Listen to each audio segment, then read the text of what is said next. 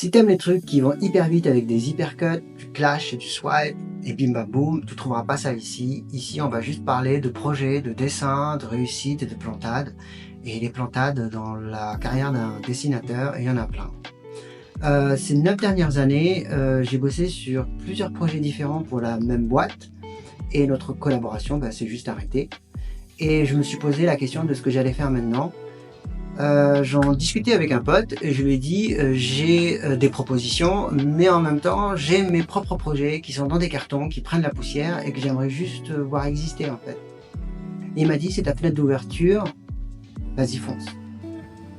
Et c'est à partir de là qu'est né le projet Avec Blabla. Donc c'est 8 épisodes, c'est une petite introspection. Je me suis dit que j'allais poster ça tous les dimanches, que ça pouvait aider, faire réfléchir, ou juste des gens qui avaient envie de suivre mon projet. Donc si ça te parle et que tu as envie d'aider, un petit geste ça compte pour soutenir. Donc je te laisse avec ce premier épisode et je te dis à tout de suite.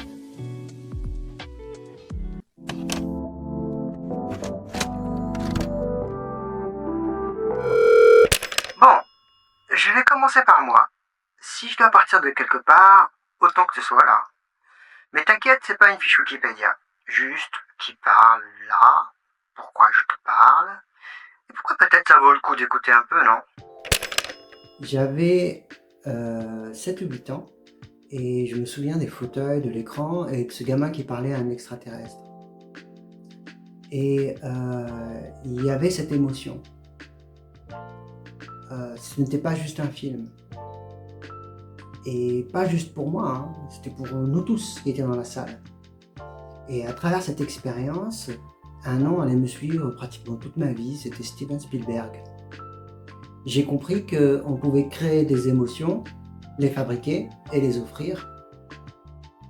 Et sans m'en rendre compte, en fait, je me suis vu à travers lui. Et c'est à partir de là que tout a commencé pour moi. Je jouais au Playmobil, comme tous les gamins de mon âge.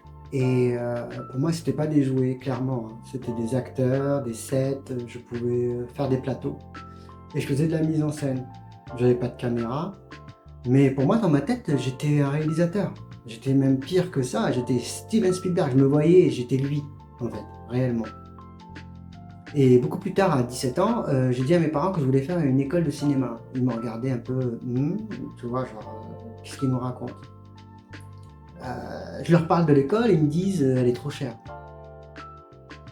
Et quelques jours plus tard, ils me disent on va quand même aller voir cette école. Et je l'ai visitée. Et c'est là que j'ai compris que je voulais faire ça. Donc je rentre dans cette école. Dans ma tête, bien sûr, j'étais le réalisateur, c'est bon, j'étais arrivé. Et au fil de l'année, on étudiait le cinéma. Mais je me suis vite rendu compte qu'en fait, on étudiait ceux qui font le cinéma. Et on avait des capsules où on regardait 3 films d'un réalisateur et on devait les décortiquer, analyser, les retravailler, ce genre de choses. Et on a eu la capsule François Truffaut. Et là, j'ai réellement été subjugué par son travail. Par l'intimité, la douceur, par sa manière de réaliser. Et si je me souviens bien, on a regardé Jules et Jim, Les 400 coups et Le jour pour la nuit. Je pense que c'était ça. Mais quelque chose s'est aligné dans ma tête. Je me suis dit, mais la tête de ce réalisateur me dit quelque chose. Et ça a fait boum. Bah oui, il a joué dans Rencontre du troisième type de Steven Spielberg. Et les films de Steven Spielberg, je les ai usés, regardés, re-regardés. Et c'est là que je me suis dit que j'avais mes 2 pôles. Le rêve américain et l'intime français. Truffaut, Spielberg. J'étais chez moi, c'était un mois de décembre, et là, un pote m'appelle et il me dit « Il faut qu'on aille au cinéma, il y a un film de fou qu'il faut qu'on regarde. » On en parle. Et du coup, on y va. Et là, je me retrouve devant l'affiche et je lui dis « Mais c'est un dessin animé japonais. » J'aimais le Japon, je regardais de temps en temps des animes japonais, mais j'étais pas à fond dedans. C'était en France, c'était vraiment de la niche plus que de la niche, quoi. Et en rentrant, on va voir le film, et en sortant, ma rétine est incrustée par les images. Mais genre, je suis envahi par tout ce que j'ai vu. C'était psychédélique, c'était sauvage, c'était brutal, les couleurs étaient saturées, et ce que je venais de voir, en fait, c'était Akira.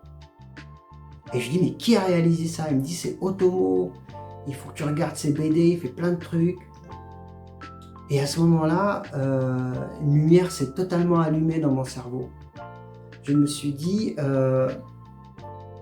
c'est ça. Ça y est, j'ai trouvé ce que je voulais réellement faire.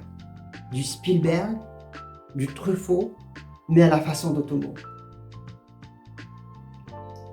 C'était vraiment du cinéma, de l'animation, de la narration totale. Je pouvais avoir le contrôle de tout. J'ai 17 ans, j'ai pas d'argent, et j'ai demandé à mes parents de m'acheter une caméra, un caméscope. Et mes parents m'ont dit hors de question, ça coûte trop cher. Et du coup, qu'est-ce que j'ai fait? Comme on est une famille de dessinateurs, eh ben, je me suis mis à dessiner mes storyboards. J'écrivais mes scénarios et après je les dessinais. Je créais des fiches de personnages, d'acteurs en fait, comment ils allaient être habillés, ce genre de choses. Et c'est comme ça que j'ai commencé à dessiner. En parallèle, je regardais énormément de films. Beaucoup de SF, fantastique, des drames. Je ne vais pas citer tous les titres, mais je pouvais regarder 2 à 3 films d'affilée. Et en même temps, je dessinais. Et c'est comme ça que j'ai construit ma bibliothèque mentale. Donc on en arrive à cette partie où il y a Truffaut, Otomo, Spielberg. On a aussi l'animation, le dessin, l'écriture de scénarios.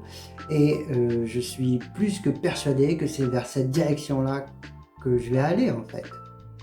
Il y a une certitude et vraiment aucun doute. Et c'est là que les emmerdes commencent. Parce que c'est beau, mais tenir c'est autre chose. À un moment j'ai failli tout lâcher. Et c'est là que l'histoire devient intéressante.